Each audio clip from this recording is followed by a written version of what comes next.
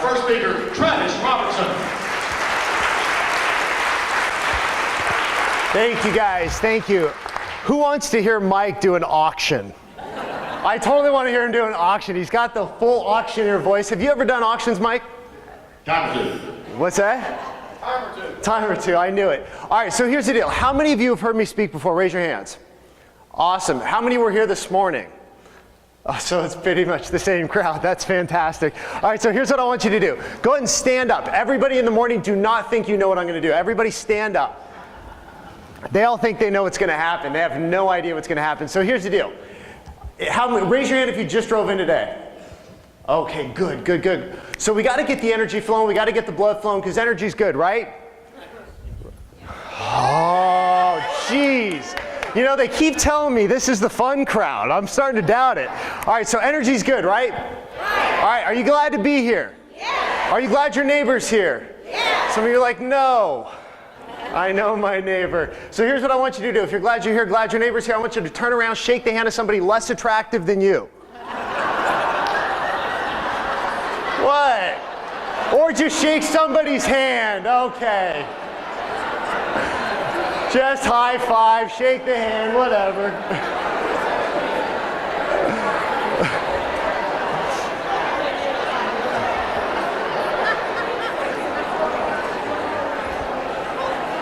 All right, thank you guys. Go ahead and have a seat when you go ahead and have a seat.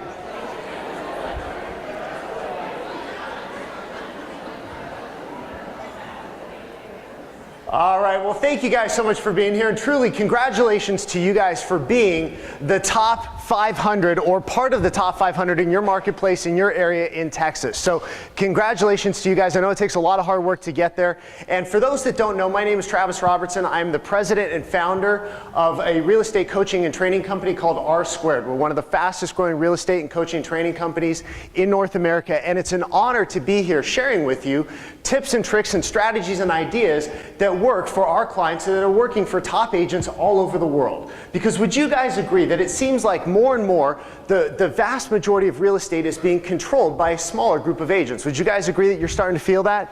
That more and more the vast majority of the market is controlled by a smaller group. In fact, statistically it is. And 10% of agents in any given market control 90% of all the transactions. Think about that. 10% control 90% of transactions, which if you do the opposite math, it means that 90% of agents are fighting over that 10% scraps.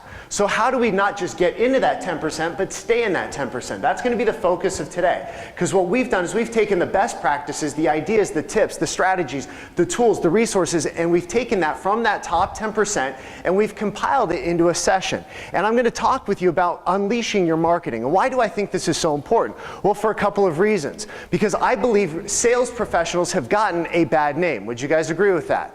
That in a way, sales professional means kind of a dirty word.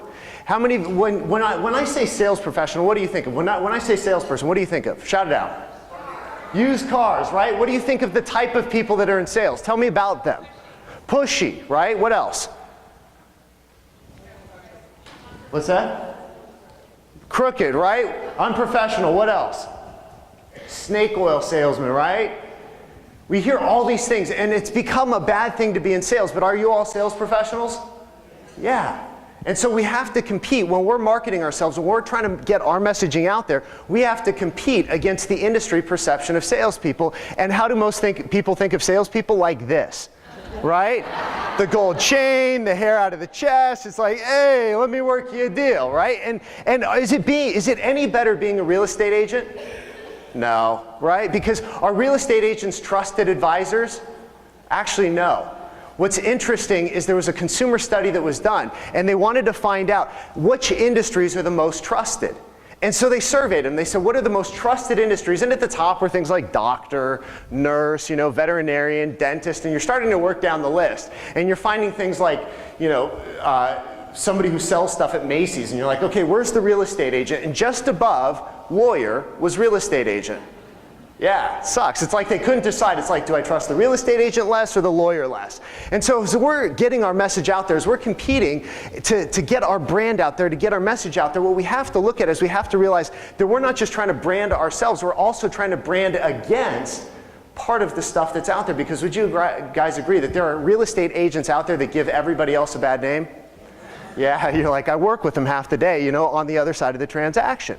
So if we're working with them, if we're competing with them, we have to realize that our marketing has to cut through that noise and let people know that not only are we trustworthy, but our brand is solid, we're solid people, and that you can work with us. But does the media help anything?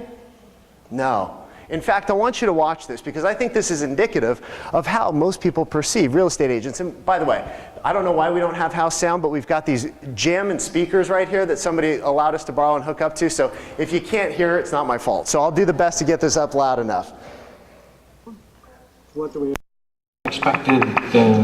Pleasure. No, that's not it. I was showing a house in the neighborhood and I thought I'd visit the people I love. And they weren't home?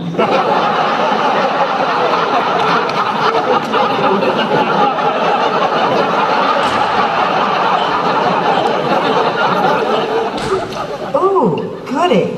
There's a 4-bedroom Tudor on Stone Canyon that's going on the market soon. How do you know? Owner dropped dead of a massive heart attack. You know what they say, darling.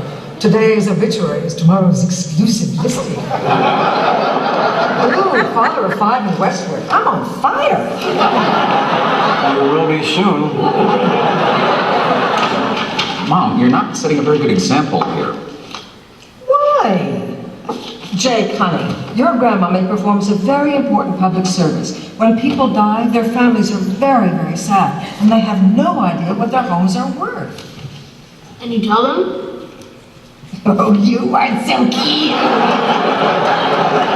And Grandmommy doesn't just prey on the dead, Jake. She also profits from the pain of divorce and the humiliation of bankruptcy. Not to mention, she's working on an alternative fuel made from puppies. So this is what real estate professionals are made of. People who prey on the dead, who profit from the humiliation of bankruptcy. And so we have to compete with that. And how do we do that? Well, when we market ourselves, we have to understand, how do we actually go about marketing ourselves? So we're going to look at a number of things today. We're going to look at a myth in marketing that I believe destroys most people's marketing and the effectiveness of most agents' marketing. We're going to look at a myth and then also the counteractive truth. Then we're going to look at what is the goal of marketing. We're going to look at 5 secrets of successful agents, and then we're going to walk through the 5 different phases of marketing. We're going to talk about how to generate online leads, and then ultimately how one of our coaches converts his online leads at 24%. I'm going to give you the exact step-by-step thing that he does to convert his online leads at 24%. So that's what we've got in store for today. So here's what I want you to do. Y'all have notepads, y'all have iPhones, iPads, or whatever you've got, and what I want you to do is I want you to take as many notes as you possibly can, because you cannot remember everything that we're going to cover here today. So I want you to write every idea down.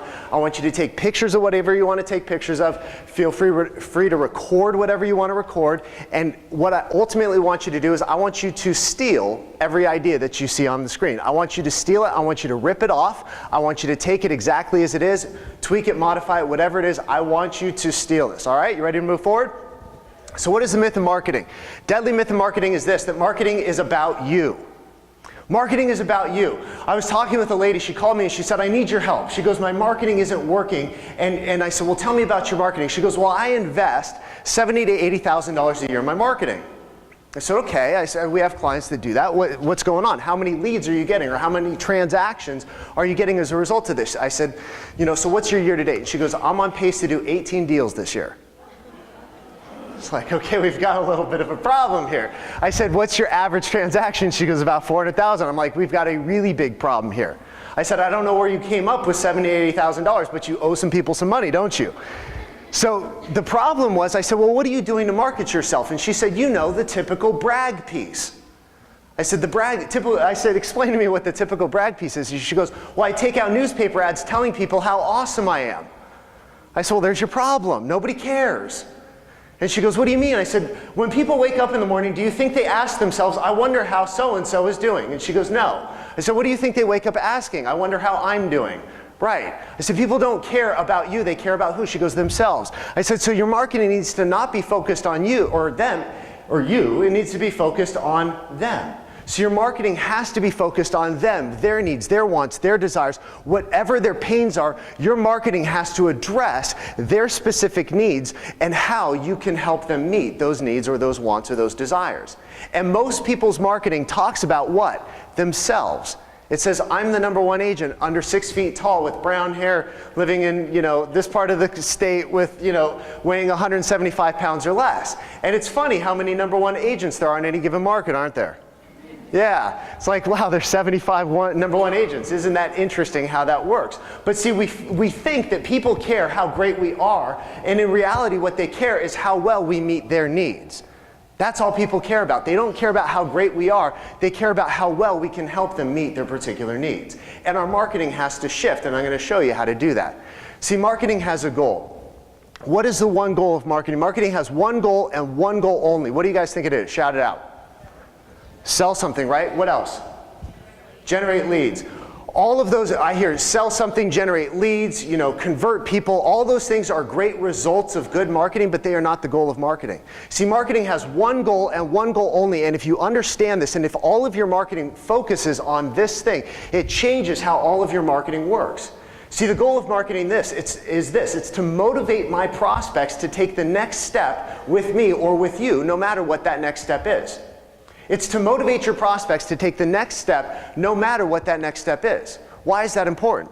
Because if marketing is all about getting a sale, let me ask you a question. Are all the leads you get hot? Some of you are like, no, I wish they were, right? I wish they all came in like, hey, here's $500,000 cash, I'm ready to go, let's go buy something today. Right? That would be awesome. Or, you know what, I'm ready to list my house, I want you to be my agent, you go ahead and set the price. I trust you. Right? It doesn't work that way. What percentage of your leads do you think that come in are hot? Shout it out. What do you think? On average?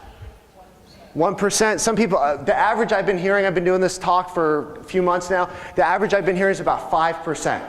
So let's say 5% of your leads are hot. What happens to the other 95%? If your marketing is focused on getting the 5% to take action, what happens to the other 95%? I had one gentleman, he was being honest, and he was sitting in the front row, and he goes, I ignore them. So, well, okay, at least we're being honest. But the problem is if your marketing is only focused on 5%, it loses the effect of the other 95%. And those 95% end up going where? Somewhere else. And so you lose all those leads and all the money, all the resources, all the time that you invested into generating 100% of leads goes into really 5% of the leads.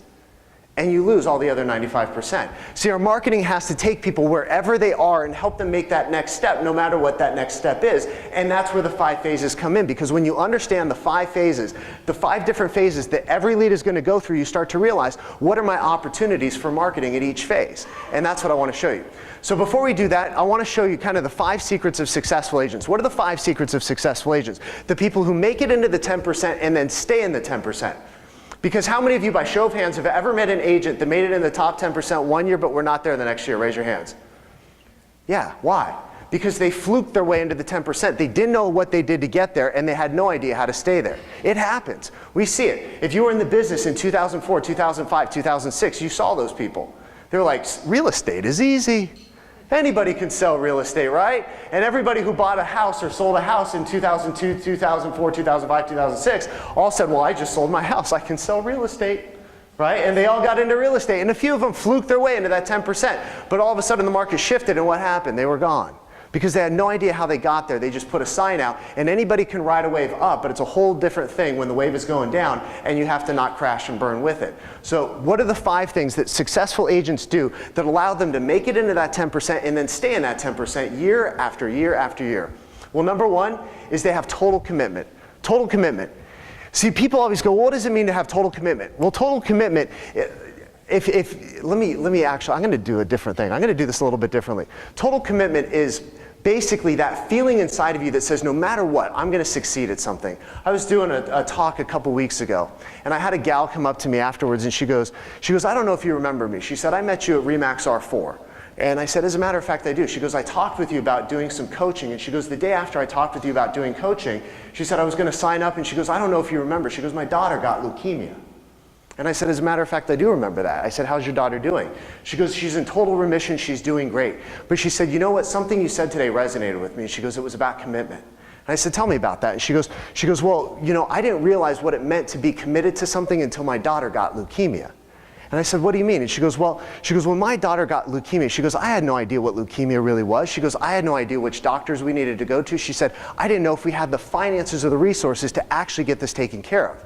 She said, but what I saw is that when my daughter got sick, she goes, I stopped at nothing to get her the treatment that she needed. She goes, I stopped at absolutely nothing. She goes, I finally realized what it means to be totally committed to something that nothing's going to stop me. She said, and I did it. Now, how many of you, if you have kids or had somebody that you love, if they got sick with, let's say, something like leukemia, how many of you, by show of hands, would do everything in your power to actually get that person healed and better? Yeah, everybody in this room. So you would stop at nothing because you would be totally committed to that person. So how do we develop total commitment for our businesses? You know what it comes down to? Passion. Passion. If you don't love what you do, you can't possibly be committed to it. You can't be committed to anything that you're not passionate about. See, if you love something, if you love somebody, you will commit to that person to do everything in your power to get them the help that they need, to get them well, to get them better. And it's the same thing sometimes with our businesses. How many of you have worked with real estate agents where it feels like, oh my gosh, you're a black hole of energy, right? They just suck the life out of you. And you're like, I wish you would get out of the business ASAP, because every time I see your name on a listing, I want to run the opposite direction. Right? And the reason is because those people are not passionate people. And successful people have to be passionate about what they do, because is this a hard industry? Is it hard to build a successful business? Absolutely. It's very hard to build a successful business. And if I don't love what I do, if I don't enjoy it, if you don't enjoy it, you're never going to be successful for an extended period of time. It can happen for a short period of time, but not for an extended period of time, because things will get difficult. And when things get difficult, if you don't love it, if you don't enjoy it, you'll never be successful. So you got to have that total commitment and ask yourself, if I'm not passionate about what I'm doing, what is it that I need to do to maybe turn that back on, to find that passion, to find what is the reason I got into this business in the first place, and how can I rekindle that in me? Number 2 is they have clearly defined goals. Clearly defined goals. It's interesting. I meet with so many different agents. I coach them. We have coaches that coach them. And one of the most interesting things I always ask them is, what are your goals? And I always hear this, I want to make more money. I was like, oh, that's awesome. Don't we all, right? I want to make more money. I need more leads. Fantastic. I said, but those aren't goals.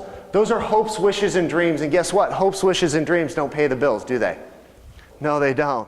See, the difference between a dream and a goal, I love what Dave Ramsey says about this. If you're a Dave Ramsey fan, you'll recognize this. Dave Ramsey says the difference between a dream and a goal is that a goal put pants on and went to work, right? A goal is just a dream that put pants on and went to work. And the reality is, see, a goal tells you exactly what you're supposed to do day in and day out to move your business forward. And most people just wake up every single day and go, I don't know what's going to happen today. See, everybody, whenever you start talking about goals as a speaker, you can always hear this like energy in the room, like, oh crap, another speaker, he's talking about goals.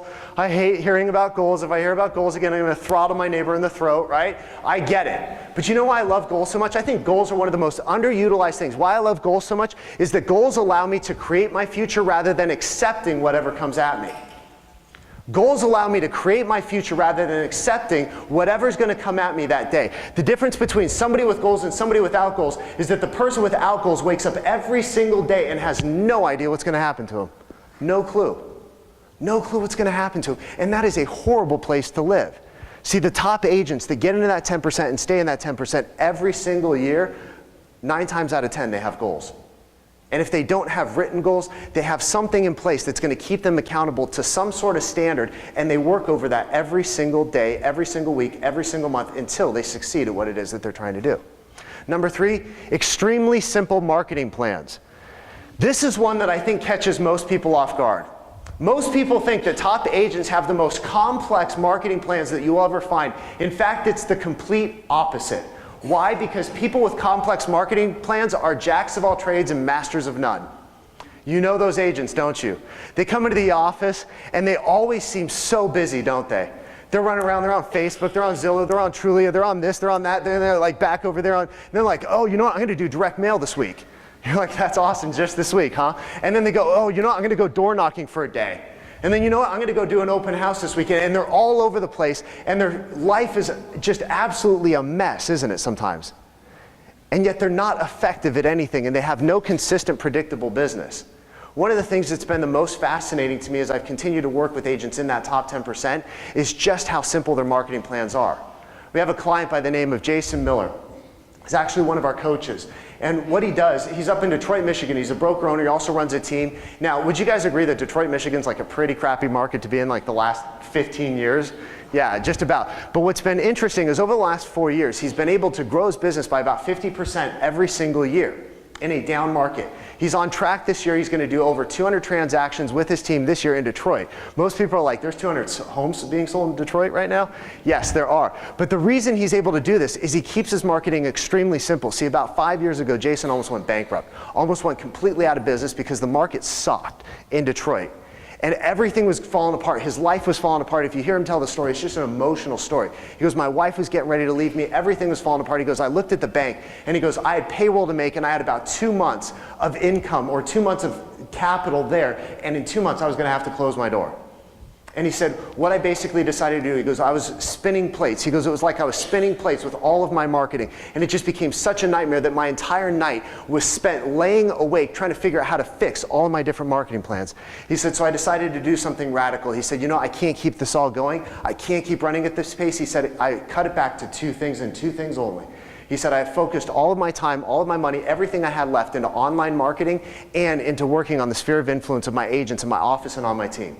And he goes, in a matter of 3 months, his business had completely turned around. It was back on track. Within 6 months, he was back in black. And over the last 4 years, he's been able to grow his business by at least 50% every single year because he focused in on 2 things and 2 things only.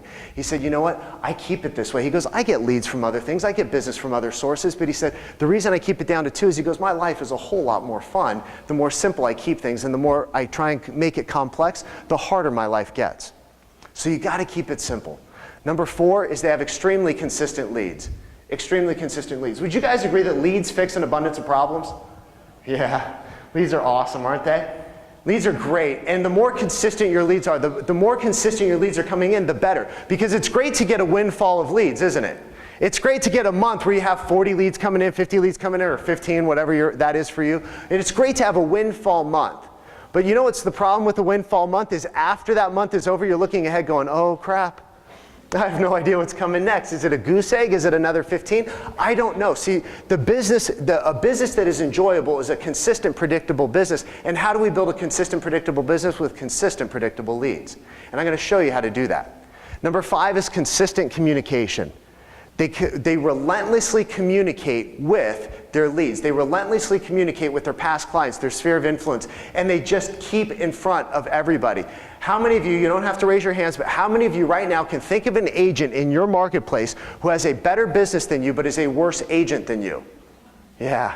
Some of you are like, I know that person. You're thinking of him right now. You're like, that dude's a slime ball, right? And why is it that they have a better business? Is it because they're, a better agent? No, we already established the fact that they're not a better agent. So why is it that they have a better business? Well, chances are great that every time you turn around, you see their face. You see their marketing, you see their branding, and they're top of mind. See, most people are worried about marketing too much, aren't we? We're afraid of being spammers, and nobody wants to be a spammer, do we? No, we hate being spammers. We hate worrying about the fact that I'm going to piss off my family and friends if I post this again on Facebook. Right? And I'm going to tell you how to use social media and how to actually make it work for you. But here's the deal. When we're afraid of marketing too much, you know what the problem is? We've been talking about who too frequently? Ourselves. See, I'm always afraid to market if I'm talking about myself. I'm never afraid, though, to provide value. See, marketing that provides value, when you provide value, you cannot market too much. You cannot market too much when you provide real value to people. But when all you're doing is talking about yourself, and you know those agents on Facebook, right? Come to my open house. Come check out my listing. Come to my new open house. Anybody ready to buy or sell? Now's a great time to buy, buy, buy. Market's going up, up, up, right? You know those people. They're annoying. And they're spammers. And nobody wants to be that. But you know how we become spammers? We start talking about ourselves and less about everybody else. See, when we're focused on everybody else, it's almost impossible to market too much because we're providing them value with everything that we do. And we're going to talk about how to make that work for you. All right, so what are the 5 phases of marketing? 5 different phases of marketing. And by the way, how many of you are struggling with allergies right now? Oh gosh, mine are on fire. I live in Newport Beach, so unless you're allergic to sand, you don't have allergies, right? It's true.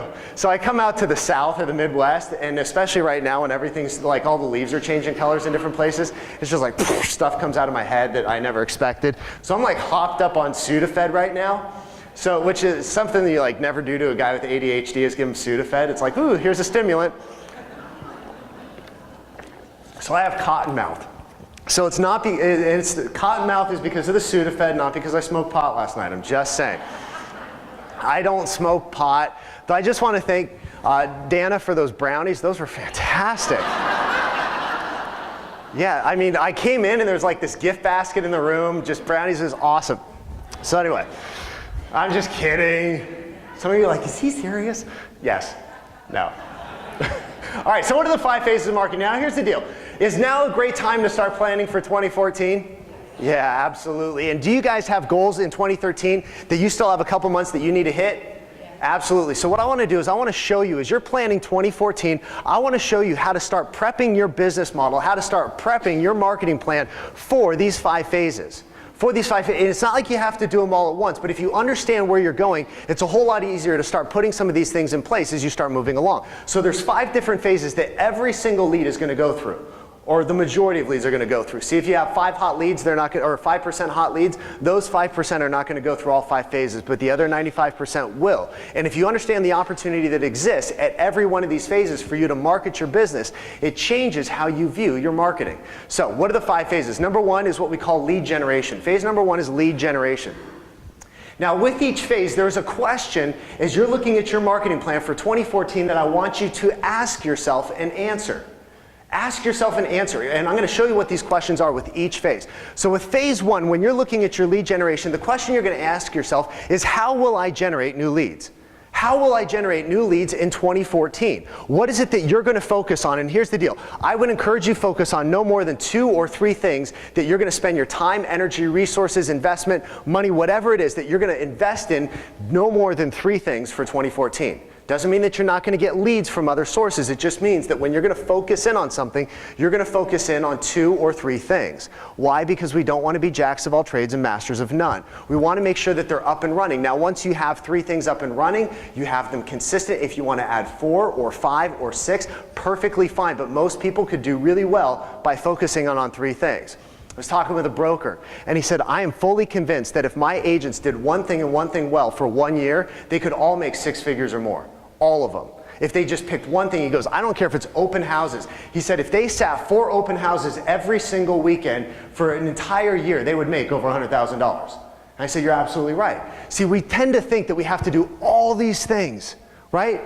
I have a friend who jokes that realtors have ADHD, right? Or he calls it ADO shiny, because you can't even finish. He's like, ADO shiny. It's like that squirrel, right? We're all chasing shiny objects, aren't we? We love the shiny, sexy objects. And we hear about somebody doing something and we're so afraid of being left behind and we're like, ooh, new Facebook. Like there's Pinterest, I gotta be on Pinterest. Right, how many ladies are on Pinterest? Yeah, cupcakes and wedding dresses. Yeah, and shoes. Gotta love Pinterest. See, but Pinterest can work, but you gotta figure out what are the things that I'm gonna focus in on for 1 year and do them really, really well and grow my business. So find those 3 things. Number 2 is what we call lead nurturing. Lead nurturing, and this is where most agents' businesses fail. This is where most agents' businesses fail because it's that 95%. The 5% that don't come in hot have to go here. Or the 5%, yeah, the 95% that don't come in hot, there you go. Math in my head. See, can't do math in my head. So the 95% that don't come in hot have to go here. But most agents have 0 lead nurturing, right? They have 0 lead nurturing, and lead nurturing is critical for the future of your business. You see, consistent and predictable lead flow occurs here. Consistent and predictable lead flow occurs right here. How do I know? Well, we have a client or a coach by the name of Nathan Dart. And Nathan has a fantastic lead nurturing program, which I'm actually going to show you for Zillow leads. And he converts his online leads at 24%. And it's all lead nurturing. See, what a lead nurturing system does is it answers this question, how will I communicate with them until they're ready to move forward? How will I communicate with them until they're ready to move forward? What are you going to send them on a regular, consistent basis that's going to provide them value, that's going to help them until they're ready to make that next decision to raise their hand? See, from the time they come in to the time they raise their hand is a lost opportunity for most agents. Now, most internet leads that come in are anywhere from 6 to 18 months out from being ready to move forward. 6 to 18 months out. And in today's world, that number's only getting bigger because we have tire kickers coming in all the time, don't we? We have tire, even off of sign calls, even off of people just calling into the office. The average person nowadays, especially online, is anywhere from 6 to 18 months out from being ready to buy. The problem is most agents stop communicating with them after 1 day. After 1 day. And that's an issue, and I want to show you how to make that work. The third thing I want you to be aware of, or the third phase, is what we call lead conversion.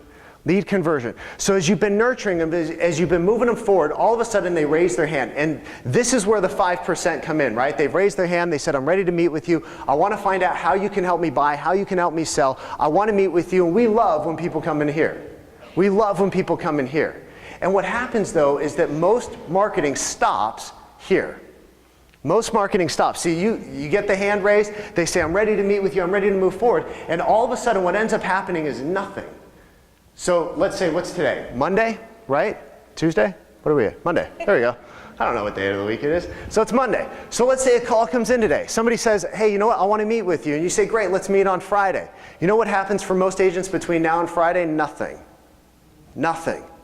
Maybe a confirmation call on Thursday or Friday morning. And then what happens is they show up with a maybe sort of prepared listing presentation or a sort of prepared buyer presentation. And usually it's a brag piece. It's all about why you should work with me, why I'm awesome, why I'm great. And then nothing happens afterwards. And then they don't walk away with the listing. They don't walk away with the deal. And they wonder what happened. And then maybe they do one follow-up call on the back end. That's how most agents do it. The majority of agents do it that way.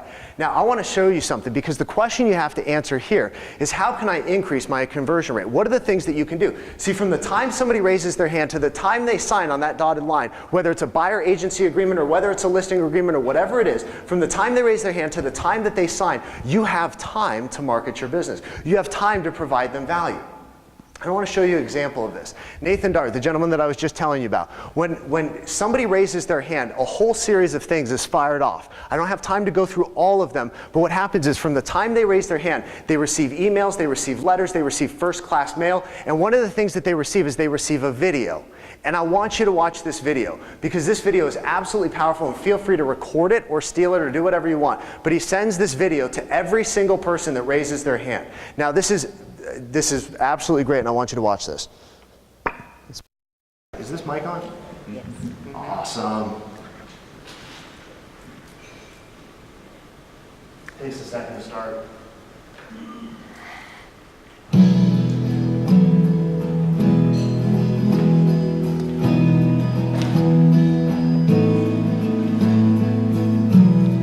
My name is Nathan Dart, and I sell real estate. I came into the business selling real estate a long time ago. I've grown up in this business. My father started the business about 1985, and from there, I grew up in it.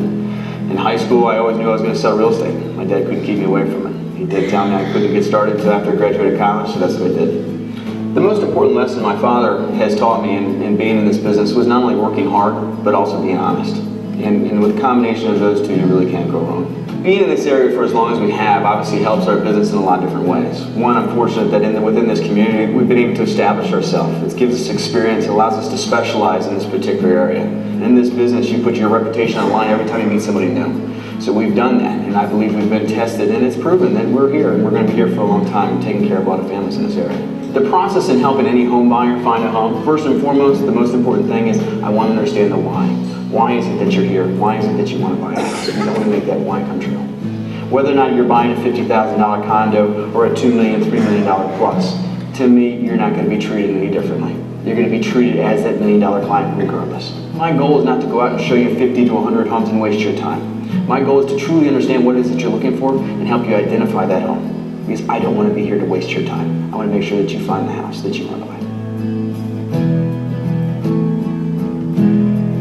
I couldn't be where I am without my team. I am grateful every day. I enjoy this business because it's a people business. I want to be in front of my clients. I want to make sure that I have that face-to-face relationship with that client. But I have the team there to help complement because I can't do it all by myself.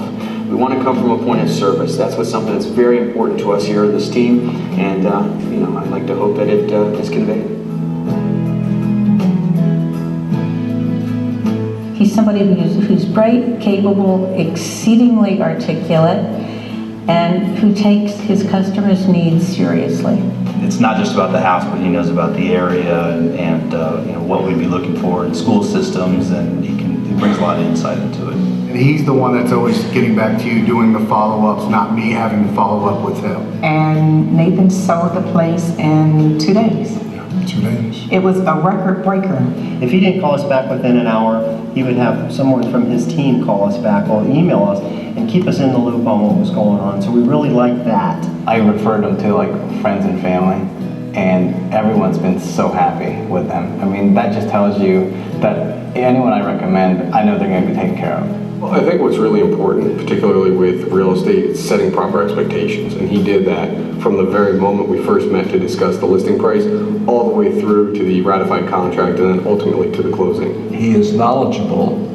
He always has a smile on his face. And that makes me feel, or us feel like, we're the only client. We trust him. We trust that he knows us and knows what we're looking for. You're going to get a team that is knowledgeable about the area, understands real estate in this specific marketplace. We went with Nathan because he was the most upfront and honest from start to finish. It's very stressful, so you got somebody that can put you at ease and just make you feel like everything's going to be okay. That's really key. So I think he just kind of gets where we're coming from, which makes me have total trust in him. I trust him.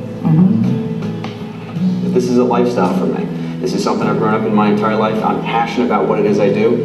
It's not about selling houses for me. It's about helping families. We enjoy working with our friends and our clients, and we like to continue those relationships. It's more than just a contract. I want to make sure that you are taken care of. So that's a pretty compliment, isn't it? And you know what's interesting? Is that a brag piece? Not personally bragging, but you know who's bragging on him? His clients. His clients are bragging on him. See, it's something called social proof. When you have clients bragging on you, what you're basically doing is proving to everybody else that I can do what I say I can do, but rather than me tell you that I can do what I do, because everybody expects me to say, by the way, I'm awesome, right? Everybody expects you to say, yeah, I'm good to work with, I'm easy to work with, but nobody wants to hear from you because they expect you to say that. But clients is a whole different thing. Clients is a whole different thing. So when you have your clients saying it, people start to believe it more. It holds weight. And so what did? They addressed all the major fears, all the major concerns that most people have when choosing a realtor. Can I trust them? Am I going to have to hunt them down, right? That's everybody's biggest